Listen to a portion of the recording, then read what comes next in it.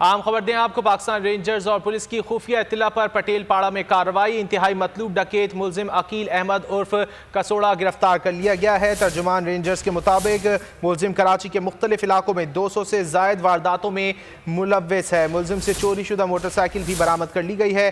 अप्रैल की CCTV में मुलजिम को साथियों समेत शहरी को लूटते हुए भी देखा जा सकता है। तफसीलात जान लेते हैं मौली न्यूज़ के नुमाइंदे कामरान मिन्हास से। कामरान, मजीद क्या बताया गया है तर्जुमान रेंजर्स की जानिब से?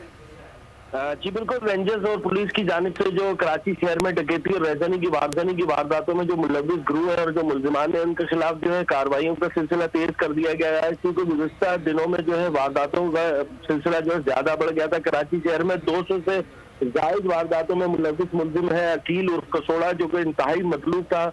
रेंजर्स और पुलिस ने मुश्तरका कार्रवाई करते हुए इंटेलिजेंस बुनियाद पर से गिरफ्तार किया है। इसकी एक वीडियो भी वायरल हुई थी CCTV फुटेज में। ये PCSH सोसाइटी के इलाके में वारदात करता हुआ दिखाई दे रहा था, जहां से पुलिस ने जो है और रेंजर्स है दोनों ने मुश्तरका कार्रवाई में मुलजिम को जो है पटेल पाड़ा के इलाके से गिरफ्तार किया है। इससे चोरी शुदा एक मोटरसाइकिल भी बरामद की है और मुलजिम से जो है बहुत शुक्रिया कामरान तफसीलात के लिए।